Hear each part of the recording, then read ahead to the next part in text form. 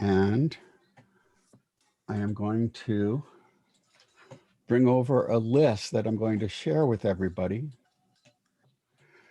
And let me put that in the chat.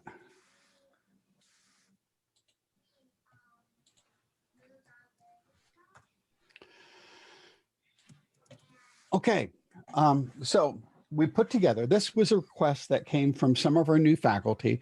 One new faculty member had made the request 3 times this year, and we finally got around to doing this. And the list is a very incomplete list of some educational technology software that might be useful in specific applications or more broadly. So I just wanted to go through and talk a little bit about each of the categories. And then, well, if anyone has any questions at any point, just jump in, just unmute your mic or type something into chat.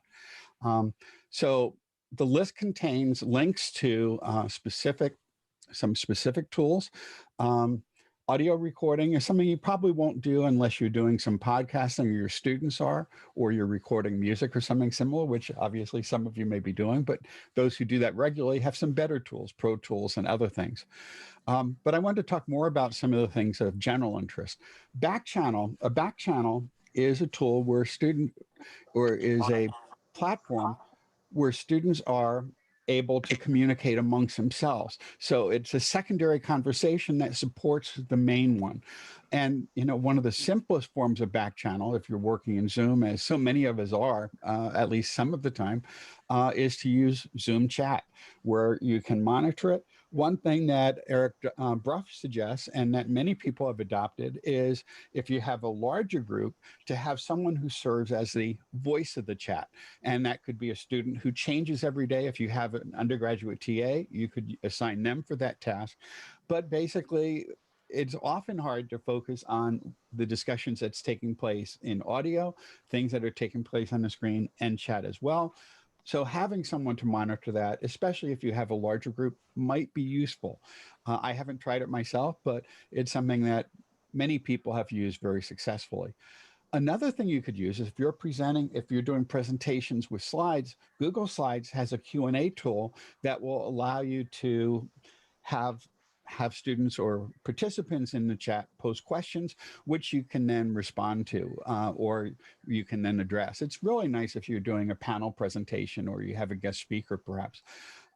Twitter is another tool that many people have used for a back channel, where you create a hashtag for your course, and then students will post questions, comments, observations, and resources. And this type of back channel can actually take place outside of class meetings as well.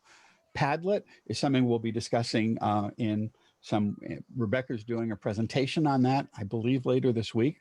And Padlet is similar to Jamboard.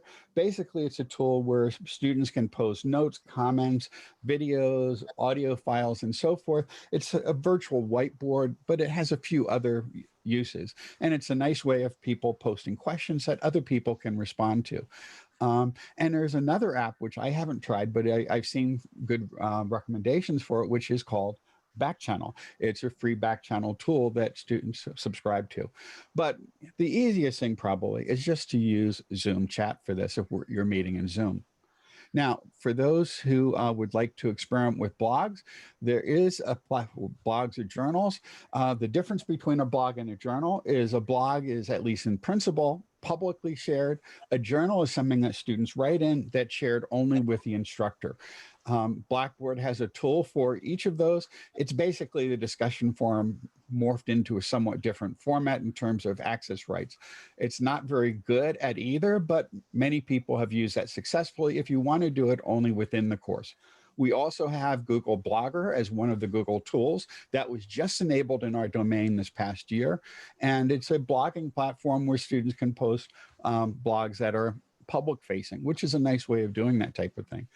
The most commonly used tool for blogs is WordPress, and students can sign up for a free account. You could create a free account, or we're still part of, for this semester at least, a limited version of the SUNY Create project, where you can create a class blog where you can set the access rights to it in terms of whether blog posts are made public or whether they're kept just within a group of users, such as the class.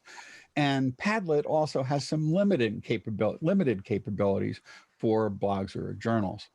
Captioning is something that'll be addressed pretty fully in the various accessibility tools, but there's just a list of some of the tools there, which are the most commonly used captioning tools on our campus, at least. All videos that you make should be captioned, and all audio files that you make should have captions as well. And a really nice feature is that PowerPoint now, as well as Google Slides, have live captioning, which means that as you say things, you can get captions automatically generated for that. That's a feature that will be added sometime, we're hoping this spring, in Zoom as well. And what Zoom is using right now in many of its applications, including K through 12 education, is Otto.ai, and that should be rolled out for college domains, we believe, this semester. So that would allow students who have hearing issues to be able to see a live transcript of what's being said. And all these tools have gotten much more accurate over time in terms of the accuracy of the wording. And many of them will do real-time updates as people, I'm sorry, I'm in two Zoom rooms. Okay, as people say new words, it will adjust earlier words in the sentence, which could be a little bit of a distraction, which is one reason why I haven't generally used that tool. But it's a nice feature if you're dealing with a large audience or any audience where students may have issues hearing audio. Curation and social bookmarking tools are basically if you want to create a set of resources that are shared either with a group or publicly, and that can be a class project where the most common tools I've listed here, but there are many, many other tools. So if you want to send students out to find resources related to your course, you can do so. With most of these tools, you can also create tags for specific subject matter items. So you can give them a set of tags or let them create their own tags, create a class group or a class tag, and then any resources they gather could be shared either publicly or within the class. And all of these tools work pretty nicely for that. Zotero is an older tool which is used primarily for citations. It's a citation manager, but it also is a good way of collecting web links and papers and research articles as well. These are some basic tools that most people use if they want to create graphs. Adobe Photoshop and Illustrator are available as part of the Creative Commons package that is available with limited numbers on campus. If you need to use either Photoshop or Illustrator, contact CTS. Photoshop is a general graphics image editor. Illustrator is a vector graphics creator, which is really nice if you want to have images that scale well on a larger screen. For example, if we're back in a large classroom and we have a large screen we want things to display on, or we also want them to be equally crisp in lower resolutions. Windows Paint used to be a very weak program, but it's built in now some much more. I'm going to mute everyone for just a second. We're getting a little bit of back noise there. But you can unmute yourself at any point if you'd like to say something. Okay. Now, many of us have been creating videos. One of the nice things with these tools that are listed under embedding questions in video is that we now have several ways in which we can embed questions in a video to help maintain student focus, to make sure they actually watch the video, and to keep them a little bit more closely engaged to the content of the video. And each of these tools, Panopto, Edpuzzle, and PlayPosit, allow you to embed questions right in a video that students have to answer before they move on. Edpuzzle and PlayPosit are not, at our campus at least, are not integrated into the LMS. Panopto is. Panopto has the fewest capabilities, but you can embed multiple choice questions in any videos that you create. With Edpuzzle and PlayPosit, you can embed questions in any video you create, or pretty much any video that's out on the web anywhere. So you could use any video that has appropriate licensing that would allow you to add those questions in it, or at least in principle, you should do that. In practice, people have put pretty much any videos out there with questions that they've written that are embedded at specific locations on those videos. In terms of group collaboration tools, Google Documents in general, Google Slides, Docs, and Sheets, all allow people to work on things jointly. That can be done offline or asynchronously, or it can be done within the classroom. There's a whole set of group tools available on Blackboard, and we've done quite a few workshops on that in the past. Zoom breakout rooms are obviously good tools for collaboration for synchronous meetings. We also have a set of whiteboard tools that are listed below that can be really useful when groups are collaborating in ways where they're doing some brainstorming or something similar, or some organizational activities. Trello, Asana, and Basecamp are all used for project management, and there are free versions, I believe, of each of those. Many classes have had students create infographics as a project or as an alternative to some other type of educational activity. And some of the most commonly used tools for infographics are listed right here. Adobe Spark is free. Canva is free for limited use, at least. Google Charts is an interesting one where it will take live data and create an infographic with current data on it. Interactive whiteboards, Rebecca will be giving a talk on those again later. For those who are in STEM fields and doing mathematical equations, LYX, I think it's like, I forgot how to pronounce it. I've never actually used that. I use a different paid version called Scientific Word, but it's a free LaTeX editor that allows you to create LaTeX document, which is mathematical typesetting. The equation editor in Blackboard actually generates LaTeX, and it's a fairly nice, it's a fairly decent editor. If you are teaching in the STEM fields and you haven't used it, just click on the math formula editor in any place where you have access to the editor. MathType is a plugin that's available for the oswego.edu domain. We have a subscription for that for a limited number of users, but we've stayed below that, and I think it will scale up. You can also buy your own version of that. You get a free version, it's very limited, or you can pay, I think it's like $30 or so a year to add it to your, for a Windows machine. It did work with Macs up until the last operating system. It doesn't work with the current or the prior operating system for Mac. So if you have an outdated Mac, you can still install MathType and use it. Otherwise, you'd have to use it within Google Docs or Google Slides. Mathematical processing is probably of more limited use. Maple is a tool that we have for that we have a license for on campus. It's available through Citrix. Online discussions, everyone's pretty familiar, I imagine, with Blackboard and so forth.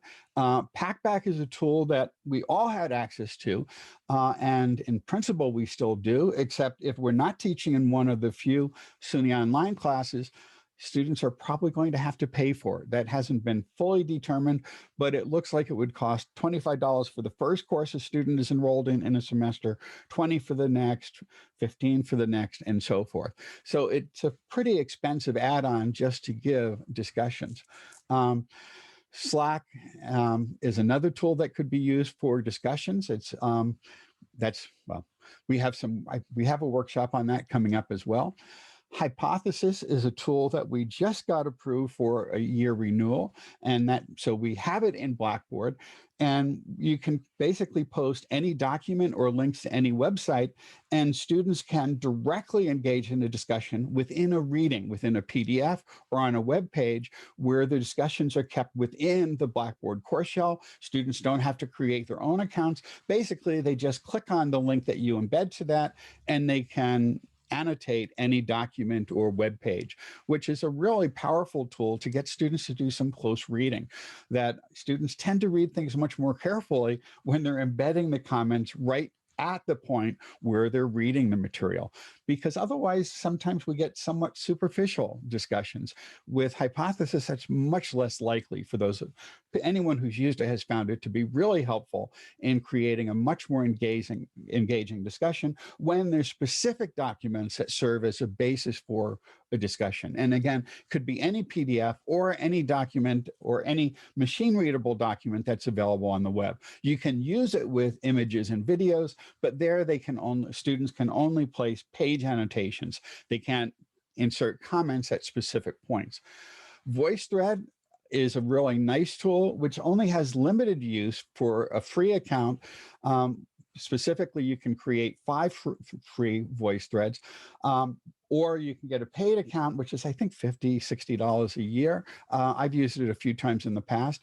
It basically lets you post documents, portfolio, images, websites, or videos or audio files as a starter document for a threaded discussion, and students can respond with text. They can respond by leaving voice messages or voice, essentially by recording audio files or recording video responses. And it's a really powerful tool where, for example, if you have a video, students can pause the video and leave comments on it right on top of the video that's being played.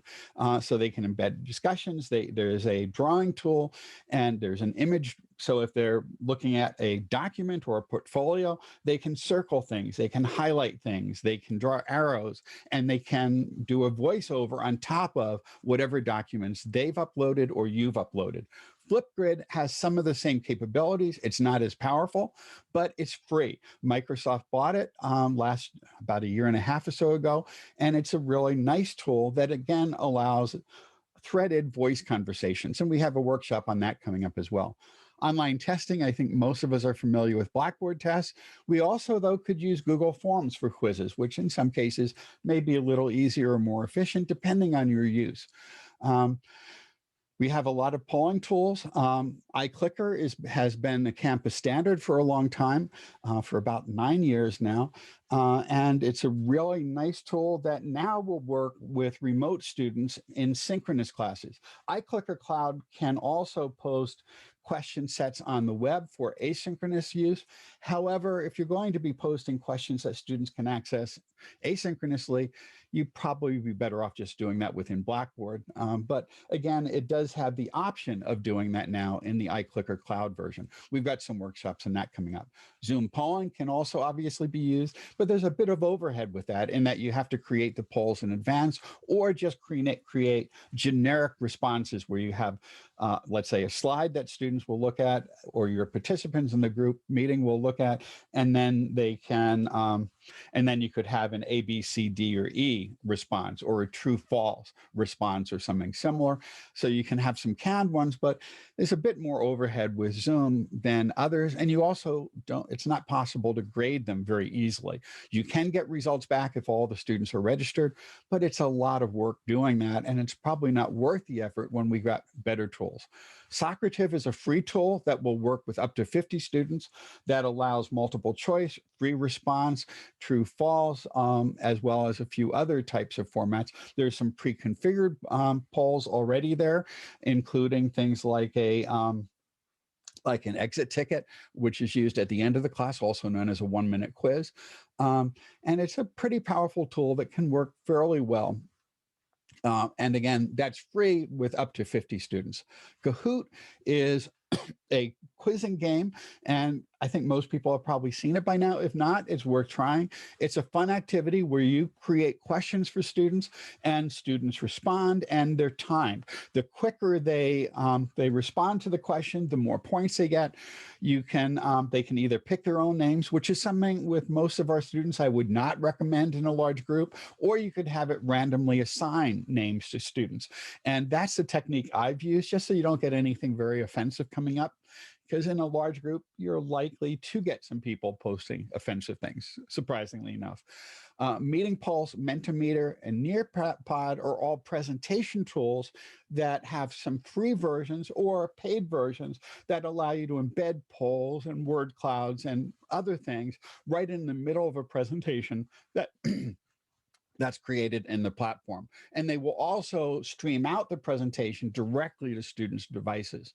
Poll Everywhere is another polling app, but I think it's only free if you have 15 or fewer responses, and it scales up to really expensive levels. So many campuses have site licenses for that. We do not. It does integrate with Blackboard, but without a site license for it, it would cost me thousands of dollars if I were to use it in my large class every year. So it's not a practical solution for those teaching large classes. Now, in terms of presentation tools, Google Slides and PowerPoint are probably the two that are used most often. But some people, I don't know if anyone on our campus uses Mentimeter, but it's used at a lot of edtech or educational conferences and educational technology conferences. So that's something you may want to explore. There's a free version of it if you just want to dip in, and the cost per year isn't very high if you want all the features with an unlimited number of questions and without their branding on it. Slido and Swipe are alternatives to Google Slides or to PowerPoint that have some polling options built into them. And they're becoming more popular with a lot of, well, at many conferences, they recommend them. If you want to let students or others directly make appointments on your calendar, Google Calendar has the option of creating some appointment time blots. So that's a really easy tool if you want to have more loosely defined office hours, or let students sign up for specific things, either specific appointments, either in general or just at specific times during a semester. There's also You Can Book Me, which is a tool many people used, although it became somewhat more limited unless you get a paid version. Calendly is another tool that lets people set appointments on your calendar where you block off some time. And there's both a free and a paid version of that. If you want to record your own screencasts, basically record demos or lectures of PowerPoints and so forth, which is commonly done in flipped classroom environments, Panopto is the official campus method.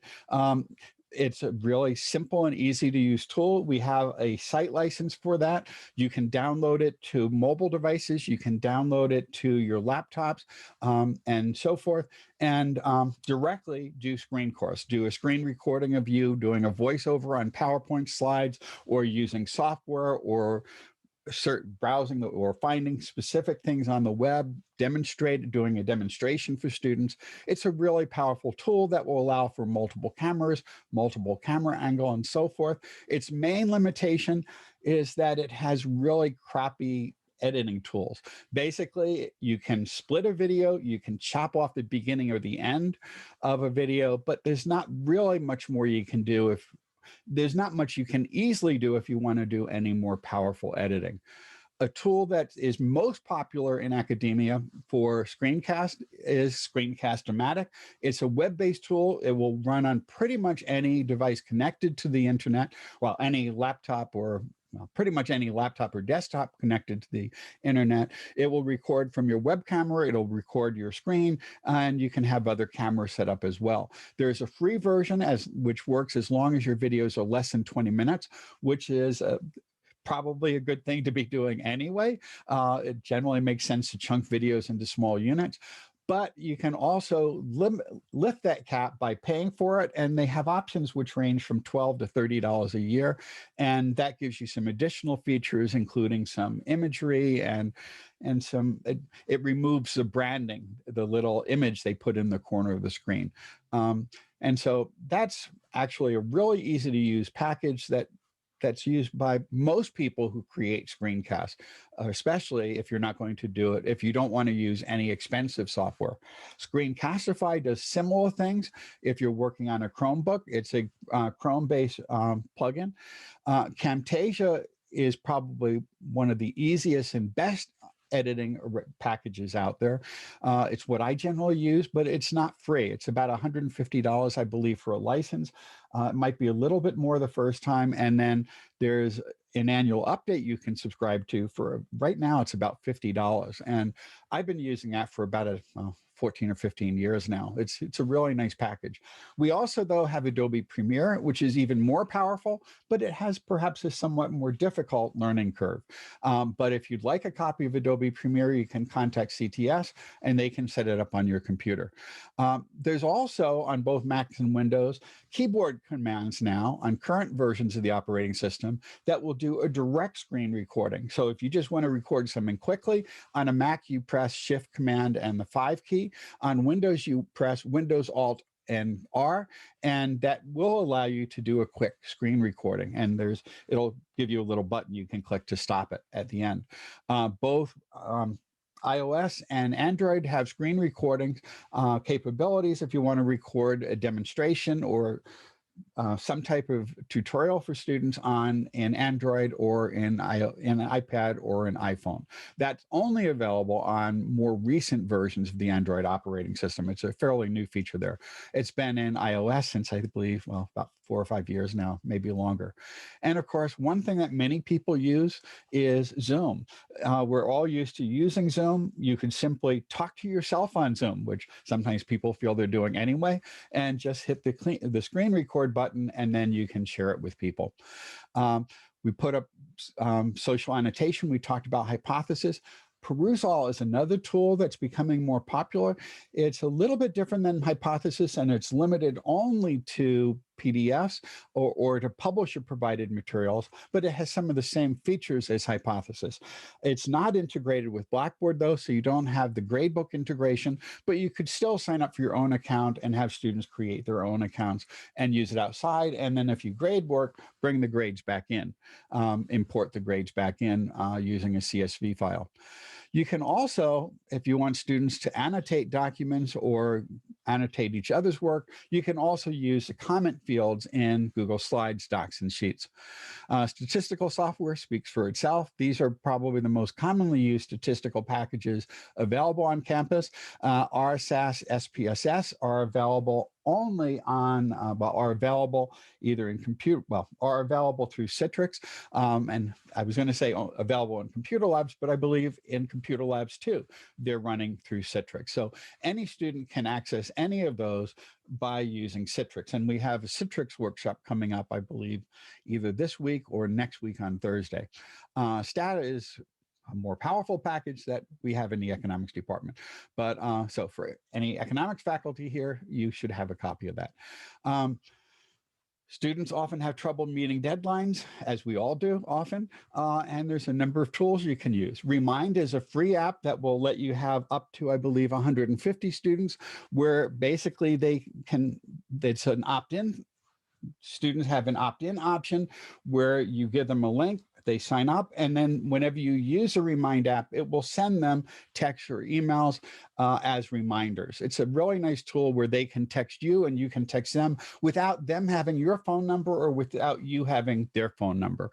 The Blackboard calendar is really important, and you get that just by putting due dates on any assignments in Blackboard, and that's where students tend to look for their due date. So whenever you create anything that's going to be graded and is due at a specific date in Blackboard, make sure you add a due date on it, because that will automatically put it up on the calendar that students are checking.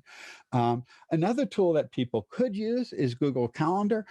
Many people have created class calendars and they just share the link with that to the students, or they grab the students' emails and they upload the email addresses into it so that students will get an invitation to the calendar. And that's another way in which you can help students perhaps remember all the due dates in your class. Trello is also a project management tool that could be used for the same purpose. One of the things that people often ask is, well, how are we supposed to learn how to use this? If you haven't used LinkedIn Learning, you should try it. There are tens of thousands of video tutorials on pretty much all of these tools and many, many other tools. It's one of the best places to go if you want some good instructions on using Adobe products or using video editing software or many other things related to educational technology, or very many things related to almost any area. And of course, YouTube is a good place to check if you have some questions. There are so many YouTube videos posted in your discipline and on pretty much all areas of edtech that it would be really hard to find a topic where there is not some YouTube instruction videos. Um, in terms of surveys, we have Qualtrics on campus. We have Blackboard surveys, and there's a link. I guess I didn't put the link into the video. Sorry about that. I intended to. Google Forms is another simple and easy way of getting survey results. And many people still use SurveyMonkey, although the others are all free and work pretty easily, or they're free to us and work pretty well and are probably a little more powerful. In terms of team communications, we've got all these things. We've talked about, well, Google Chat is a convenient tool for teams and groups to work with. Slack is something we have a workshop coming up on. Discord and GroupMe are similar tools that will let you create groups and allow for group synchronous or asynchronous communications where you can share resources, you can set tasks, and do a variety of other things. And many people will use one of these in their courses. And I believe we have a workshop on Discord as well. Timeline tools may not be useful everywhere, but there's some nice free tools where you can have students create their own timelines. I think we're all familiar with Zoom, but Google Meet and Microsoft Teams are other tools that we could use to set up meetings if for some reason you have some philosophical objection to Zoom. So these are some basic video editing tools. The most powerful one, again, is Adobe Premiere. Camtasia is probably almost as powerful for most of our applications, but it's not free. But many departments on campus have a license. There's a license for Camtasia in the video production room that's available on the second floor of the library when the campus is open and so forth. And there's lots of free tools you can use on mobile devices. If you create videos, the most common places to put them on campus would be Panopto or YouTube. The advantage of Panopto is you get automatic captioning and access is restricted to people in your class unless you intentionally change the access to make them public more broadly. YouTube is another place where videos are shared, but only use YouTube if you want to, if you are not concerned about the videos reaching a larger audience. You can restrict access on YouTube to people who have the link, but once someone has that link, they could share it with anybody else and it becomes effectively unlimited. So if you're creating videos that you might want to share with other faculty for your classes, put them on YouTube and you may choose to make them public. But if you have recordings of student work or classes, put them on Panopto. Ensemble is another really nice package. We used up all of our storage capacity last spring, so people have been encouraged to shift videos from Ensemble to Panopto or to YouTube. But again, it is available and it's a nice tool, and you can create either Panopto or an Ensemble Dropbox directly in Blackboard where students can upload videos that then are shared with you or shared with the class. So if you have students doing video assignments, that's another way of doing that. Vimeo is another package which has a free account, or there are premium accounts as well, which tends to be used for more professional videos. But again, it's an alternative to YouTube. One of the nice things about YouTube, though, is it does provide machine-generated captioning, and they're getting better all the time. The ones I've been getting recently, using a pretty decent microphone, have been usually around 98, 99% accurate. The only limitation with YouTube captioning is it won't put in capitalization or sentence structure. But otherwise, it's a really nice package. And we have some video tools. Now, I have to go over to the other session and stop the recording. Okay. Okay. So, sorry, I'm running two sessions now. If you want to have your students create videos, then you can use a wiki tool. I'm sorry, to create wikis, you can use a wiki tool in Blackboard, which is really limited, but it does work. Or you can have people use or you can have people create accounts on PBWorks, which used to be PBWiki, or on wiki.edu. And that would allow students to create, I'm sorry, WikiEDU is basically Wikipedia with an education interface where you can sign up for your class for WikiEDU, and you can have students work on class wiki projects. That's a really nice tool. So I've been speaking more than enough here, and let me grab the right mouse. I'm running 2 computers here with 2 mice and 3 monitors. So I grabbed the wrong mouse a couple times. So that was a really quick overview, but are there any things we should add to this list? Again, this was a request from some of our new faculty, so we put it together as a resource. We'll eventually put it on the SELT website once we have a chance to get some new things there. Yeah, hi, John. This is Mamta. I actually had a couple of questions about the exam thing. So what I've noticed is during the final exam, Blackboard sometimes act weird. So the alternatives that I have found are Google Forms or Qualtrics. The issue with Google Forms is that it does not have a timer. So I cannot include, I cannot have a timed exam. The issue with Qualtrics is it can be, because students are not used to it and it may have a problem like that. Is there anything in Blackboard or something that can be connected to Blackboard so that their scores are automatically transferred over to the Blackboard column that can be used? The issue with me is because I use lots of images, Blackboard sometimes may suppress those images, and that's exactly what happened this semester for me, in the fall semester for me. So any tool that you would recommend which can use images and not suppress them and, basically portray them the way they are intended to be? I had a similar issue with my fall final, and Kathy Dutton resolved it because the images that I had attached to the final were not accessible during the final, but she figured out what the issue was and made them, and she said now for the future, they will be accessible during that time slot. You have to individually for each image or attachment document allow the same time slot that you did for the final exam. Does that make sense? Maybe I didn't understand.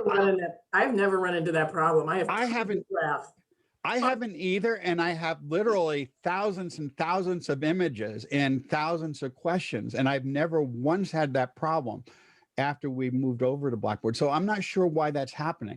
The only tool that can do it that we have integrated with Blackboard is Blackboard's own, exam tool, basically, its test tool. So I think the important thing there is to find out what's happening and why that's occurring, because as long as you embed the image right in the question, it should be there. Right. Timing shouldn't matter. Mamta, I mean, a workaround too is, I don't know what percentage of your questions have images or things like that, but if it's a few select questions that are going to depend on an image, you can always create sort of a backup PDF that opens for them at the same time the exam does, right? And so that way it's sort of a backup of where the image is. Right. And I did that and I send them the images in an email, but every question is randomized and then it gets very confusing and students are anxious. So all those things happened. It's just that Kathy didn't have an answer as to why it happened to my questions or my final exam. No. Because it was a common final and other section instructors were their students were taking the same exam. That is really odd. I would tell you the question I would warn when you embed, sometimes I was embedding a little Panopto video in a question. And I don't know if it was Mac or Safari in Mac, which I would say never use again for the rest of their life. But anyway, I have a problem where some people would try to open the question and would just go to the video and they couldn't actually see the individual question. That was clearly connected to the use of like an operating system in a browser problem. Right. So I just went back and used a link. So instead of embedding it, I just had a link they could click onto it because Panopto gives you a link as well. Yeah. That's the only kind of malfunction I had. But like John and I both, I mean, he said thousands of questions attached to graphs and maybe tables, and I have never had the issue you're describing. Yeah. I had that same issue, but I know during my exam, Kathy was working on it. And then afterwards, she emailed me and she said, I finally figured out what the issues were and that other people were having that same issue. And so she said, now for the future, I know what we need to do. It may have been an issue with a Blackboard update this fall, but I created lots of images this fall and I didn't run into it. So Yeah. No, Yeah. I had images on all kinds of questions for finals and exams this fall semester. And But is there an alternative Blackboard in case Blackboard isn't working that particular well, time? what publisher do you use, Mamta? What's the publisher of your textbook? Pearson, sorry. Yeah, I mean, the publisher, you could actually host your test through the publisher platform, the MyLab or the Okay. Engage, MindTap or whatever. But, Yeah. but be aware that every question they have on those sites is on all the academic dishonesty sites. So right, but you can actually write your own questions. you can do that so you're in their allowed to, you platform. can customize. Yeah. From that. So I don't know how easy it is to batch upload, but yes, that's correct. I mean, sometimes if when questions are timed, they can't necessarily look everything up when you time appropriately, right? Correct. So that's obviously one of the reasons we're timing. But yeah, I mean, the timing or multiple attempts or things like that, the major publishers site do that. So that's potentially an alternative, and those usually can directly integrate, right? You set up the integration with your Blackboard shell and the scores will go right through. Dan had problems with it too, looking at the chat. Yeah, it was sort of I never had that before, but it was only this past semester. I uploaded some images into a quiz and students said that they didn't display. It looked okay on my side, but they said they couldn't get it. So I don't know if it was something they were doing or a change or something, but I just quick switched it over to Google Forms and they were fine with it. Okay, so Blackboard must have had a glitch, that some problem that was affecting some users this fall. And there was a question in the chat, which was about the time limits for people who have exceptions, whether it will display the right limits in Blackboard. And to be honest, I'm not sure how that will display, if that's correct or not. It will when you enter into a test, right? And it has like the information, the timed and the attempts and all that. It actually, for students that get double time or time and a half, it tells them the correct time that they have. When you're Yes. announcing to students, this exam will be an hour or whatever, obviously. The question was specifically though about the calendar listing for it, if it lists the correct one for the people who have exceptions, and that I don't know. No, I don't think so. Right, the due dates. Yeah, it was my question to John, and I don't think the due date part works. So if you do any kind of revolving or a variable due date, the due date field in Blackboard won't show up properly on the tasks for that particular student or group of students. So yeah, so there are some problems with that. But as long as the students know that they have exceptions, they'll be okay when they actually go to take it, but it may not display that correctly. Now, I did put the link back in the chat. I realized I meant to do that multiple times, but I've been monitoring 2 rooms here, so I forgot. But it is in the chat. Any questions or any suggestions for categories we should add to this list? Because it is something we should have on campus for people who might wonder, especially new faculty who might wonder about what tools we have available for various purposes. So Rebecca and I have assembled that over the last few days, mostly. Some of it early this morning.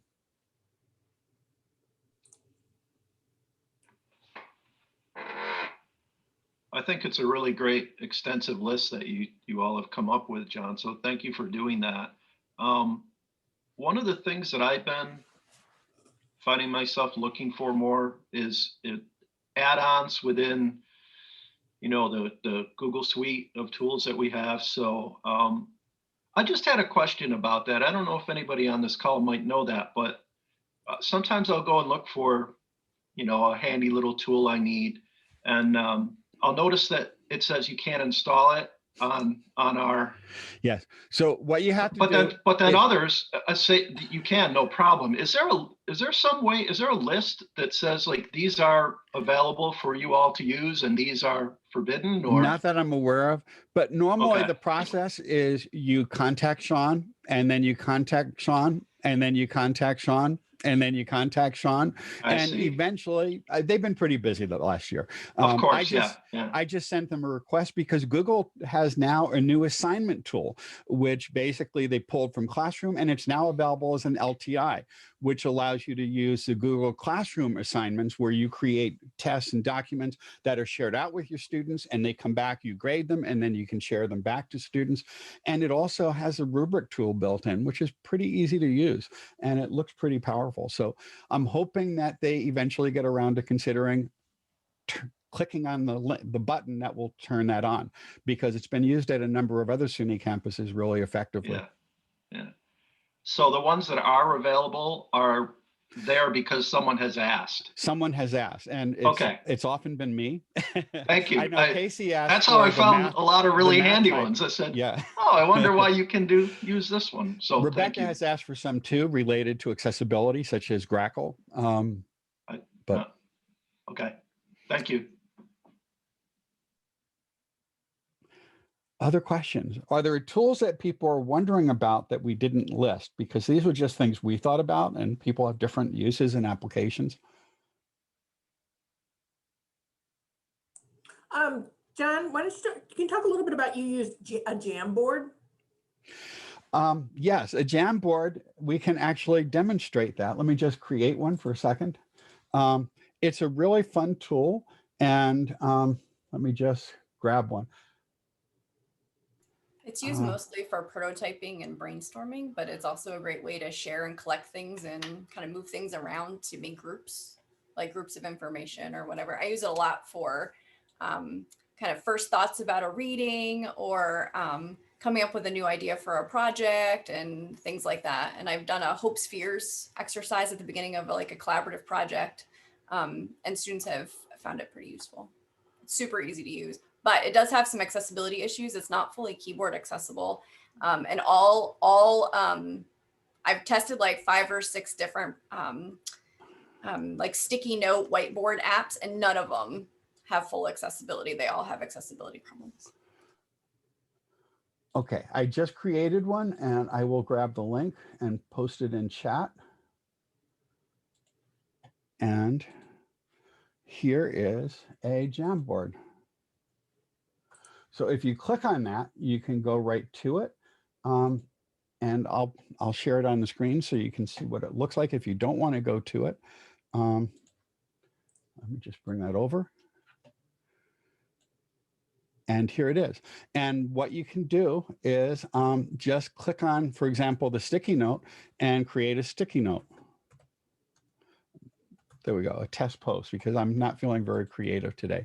And then you can resize it, you can move it around, you can change the color, you can rotate it, and so on. If you have... John, I don't think we have access. Oh, okay. Let me fix that then. Apparently I must have set it up. Grabbing the wrong mouse again. Yes, apparently I set that private. Oh, this was supposed to be at my other account, but here we go. Let me change this to anyone with the link, and now does that work? You want anyone with a link to be able to edit it, right? Yes. You said just view. Okay, one more time. So anyone with the link can edit it. Yes. Okay. Okay, there we go. So now you can post your own notes.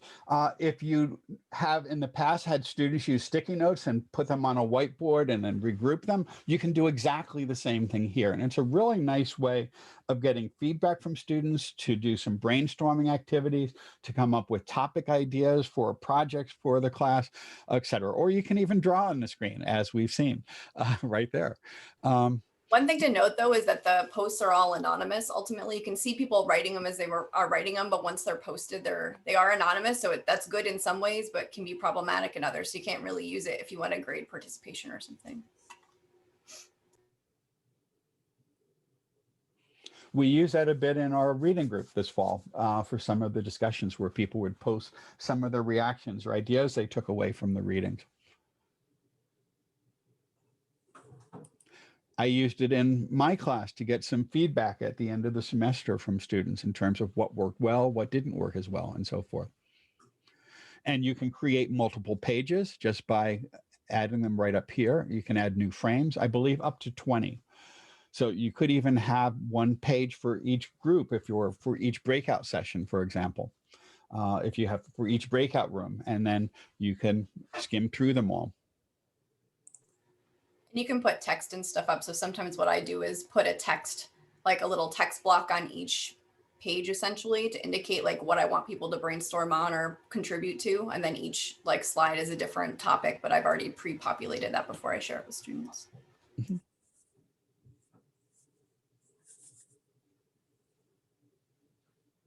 Any other questions, comments, thoughts, or areas we should expand on this list?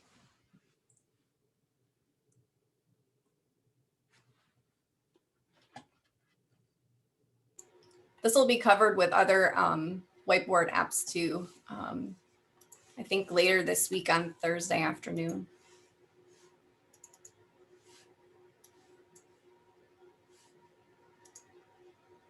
At 3:30.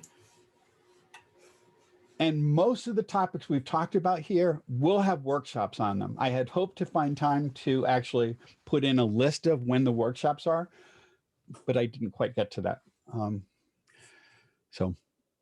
But we do have we have most of these on workshops coming up.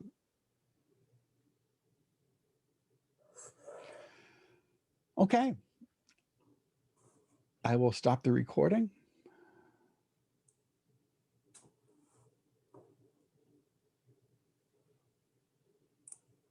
After I stop the share, there we go.